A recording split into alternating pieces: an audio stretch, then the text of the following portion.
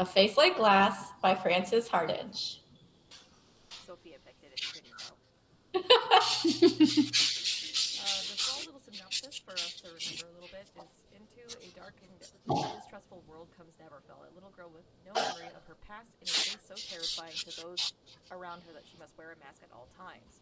For Neverfell's emotions are as obvious on her face as those of the most skilled Facesmiths, although entirely genuine, and that makes her the very dangerous indeed. I remember a lot about this book of her just like going through. Bless you. Through the whole world building, and like she would talk to one of like the Facesmiths. She would be underground talking to the guy who was Bless you. Sorry. This is why we're virtual. talk about code.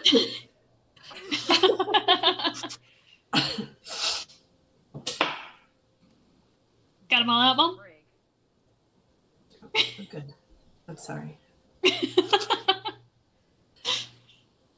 one was still just Sophia, me, and Mom. Yeah. No, Yep, Marley, were you?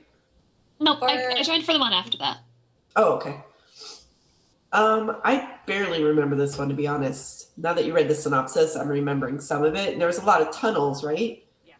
Yeah, they lived in like some underground sort of place. It was dystopian, right? It was kind of In a way, people didn't have emotions. That's why she had to cover her face, because she That's had right. emotions. Her face would express her emotions. And they had certain types of people that could like learn to express certain things, but it wasn't real. So I like the world building, and like it was a new kind of lore that I haven't seen before, right? Like they weren't using elves or dwarves. It was like their own type of species. But I can't remember the end. The end, so I remember us all talking about it in the initial book club, was this anticlimactic. She basically broke out because one of like the higher people collected her, and then they had a window. That's why they were living forever, because they actually had natural sunlight, and so she opened it up, and everybody was free to the sun. She actually came from above ground. Mm-hmm. Right. Yeah. Yeah. And like the king guy had like he had like left brain, right brain. Do you remember that? Yeah. I thought that was very vividly described, and I feel like I would like some art around. Like this book would make very pretty art. Yeah. How things were It'd be a cool like drawn cartoon kind of thing. Yeah. I can even imagine some kind of like Alice in Wonderland-esque kind of vibe.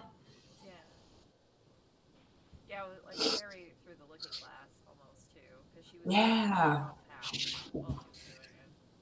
Yeah, so there was definitely themes taken from that book. Definitely makes me wish I was there to read that one. This sounds super interesting. When they described the places, it did feel Alice in Wonderland. I'm a 2. Because I remember it falling so flat halfway through the book, and I had to power through it. It was a little long, so I'm giving it a 2. Yeah. So I would say 2. But do you remember that the cartographers went crazy?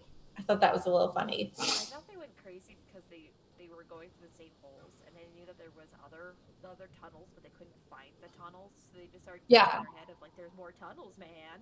And then so that's kind of like the Mad Hatter-esque type part of it. So would make a very good visual thing, but as the book itself, I think it fell flat near the end. Yeah. It was just too long. I think it was too long.